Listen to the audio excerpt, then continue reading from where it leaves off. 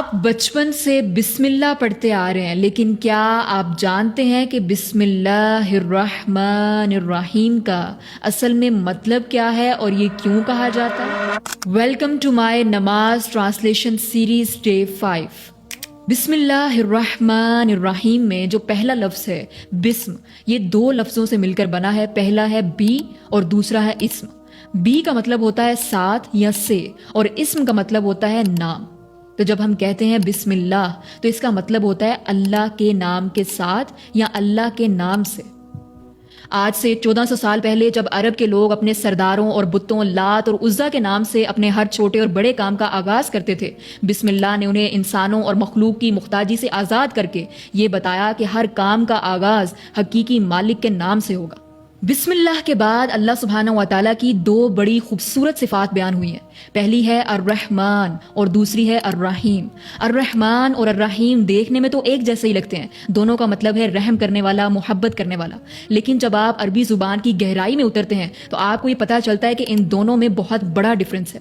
الرحمن میں مبالغے کا صیغہ ہے، یعنی جب آپ کسی چیز کو بہت بڑھا چڑھا کر بیان کرتے ہیں اور اس میں سچائی بھی موجود ہوتی ہے تو اس میں آپ مبالغے کا صیغہ استعمال کرتے ہیں۔ الرحمن میں 3 مطلب شامل ہیں۔ پہلا کہ اللہ سبحانہ و تعالیٰ کی محبت، رحم بہت زیادہ ہے، دوسرا یہ فوری طور پر ہے، اور تیسرا اسی وقت کے لیے ہے۔ اور دوسری صفت ہے الرحیم، یعنی رحمت تو بہت زیادہ ہے ہی لیکن ہمیشہ کے لیے بھی ہے۔ اگر انسان کسی پر رحم کرتا ہے تو وہ صرف اسی وقت کے لیے ہوتا ہے، ہمیشہ کے لیے نہیں ہوتا۔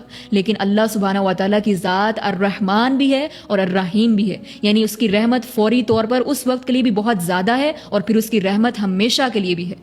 تو بسم اللہ الرحمن الرحیم کا مطلب کیا ہوا کہ اللہ کے نام سے جس کی رحمت فوری طور پر بہت زیادہ اس وقت کے لیے بھی ہے اور ہمیشہ کے لیے بھی ہے۔ قرآن میں سورہ النمل ورس 30 میں موجود ہے کہ جب حضرت سلیمان علیہ السلام نے ملکہ بلقیس کو خط لکھا تو اس کی ابتدا اسی سے کی، بسم اللہ الرحمن الرحیم۔ سنن نبی داؤد میں موجود ہے، رسول اللہ صلی اللہ علیہ وآلہ وسلم نے فرمایا کہ جب بسم اللہ کہا جاتا ہے تو شیطان چھوٹا ہوتے ہوتے بالکل مکھی کے جتنا بے بس ہو جاتا ہے۔ نماز میں سورہ الفاتحہ سے پہلے اسے پڑھنے کا مقصد یہی ہے کہ جب آپ نماز میں اپنی مشکلات، اپنی غلطیوں، گناہوں کے ساتھ کھڑے ہوں تو آپ کو اس بات پر یقین ہو کہ آپ اس ذات کے سامنے کھڑے ہیں کہ جس کی رحمت آپ کی مشکلات اور آپ کے گناہوں سے کہیں بڑھ کر ہے۔ اگلی بار جب آپ بسم اللہ الرحمن الرحیم کہیں تو اس یقین کے ساتھ کہیں کہ آپ اس ذات کے نام سے اپنے کام اور اپنی عبادت کا آغاز کر رہے ہیں کہ جس کی رحمت آپ پر ابھی بھی ہے اور ہمیشہ کے لیے بھی ہے۔